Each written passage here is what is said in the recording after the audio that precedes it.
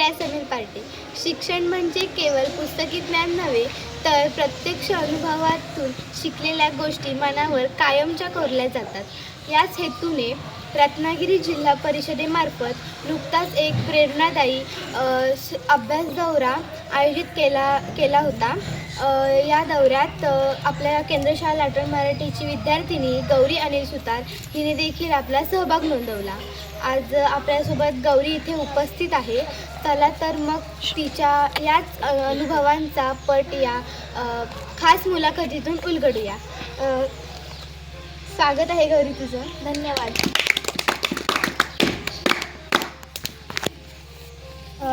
तर गौरी, जेव्हा तुला समजले की तुझी निवड अभ्यास दौऱ्यासाठी केलेली आहे, तेव्हा तुझी पहिली प्रतिक्रिया काय होती?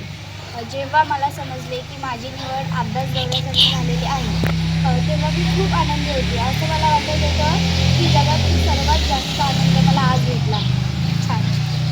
तुमचा हा प्रवास कसा झाला? प्रवासात तुझ्यासोबत कोणकोणत्या शाळांमधील मित्रमैत्रिणी होत्या?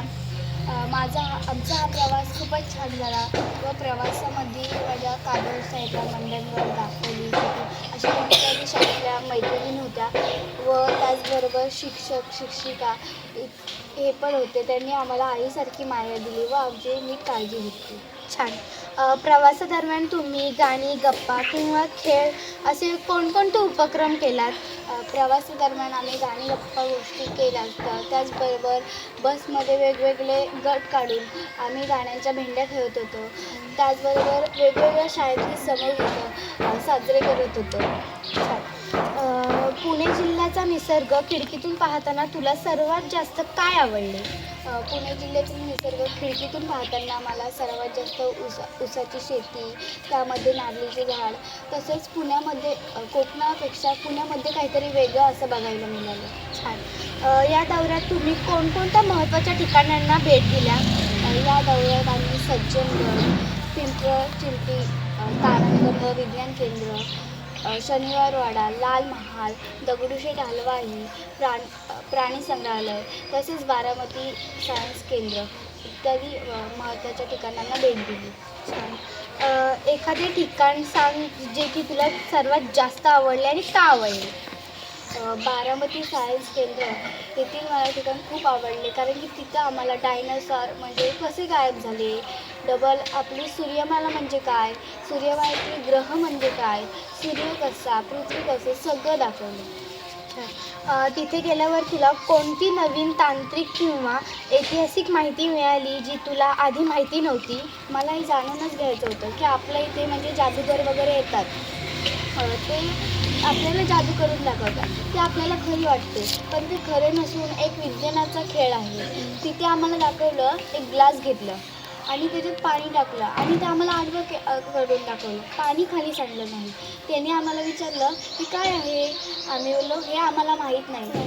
ते बोलले हे जादू वगैरे काही नाही, हा एक विज्ञानाचा खेळ आहे. त्या ग्लासात पाणी खाली का पडत नाही, तर ह्याच्यात एक वायू मिसळलेला आहे. या दौऱ्यामुळे तुझ्या ज्ञानात काय भर पडली असं तुला वाटते? या दौऱ्यामध्ये माझ्या ज्ञानात खूप भर पडली आणि मला काही गोष्टी माहीत नव्हत्या, त्या नवीन गोष्टी मला माहीत पडल्या. असे अभ्यास दौरे का आयोजित केले पाहिजेत असे तुला वाटते? असे अभ्यास दौरे आयोजित केले पाहिजेत, कारण की जे मुलांना अधिक असं वाटतं की आपल्या ज्ञानात अधिक भर पडावी, त्या मुलांच्या ज्ञानात अधिक भर पडते. भविष्यात तुला पुन्हा अशा दौऱ्याला जायला आवडेल का? हो, भविष्यात मला पुन्हा अशा दौऱ्यात जायला आवडेल, कारण की अजून गेले तर माझ्या ज्ञानात अजून भर पडेल. शेवटी तू या अभ्यास दौऱ्याबद्दल काय सांगशील मला? शेवटी मी रत्नागिरी जिल्हा परिषद यांचे आभार मानते आणि आमच्या शाळेचे मुख्याध्यापक पाटील सर आणि पाटील मॅडम, कडू मॅडम यांचे आभार मानते आणि त्यांना एक विनंती करते की अशा अभ्यास दौरे पुन्हा आयोजित केलं तर अजून आपल्या मुलांच्या ज्ञानात भर पडते. गौरी, तू तुझे अनुभव इतक्या छान पद्धतीने मांडलेस की आम्हालाही जणू त्या दौऱ्याची सफर झाल्यासारखं वाटते.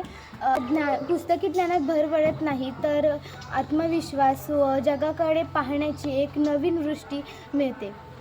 जिल्हा परिषद रत्नागिरी आमच्या ग्रामीण भागातील विद्यार्थ्यांना ही जी संधी उपलब्ध करून दिली त्याबद्दल आपण जिल्हा परिषद रत्नागिरी यांचेही आभार मानूया. धन्यवाद.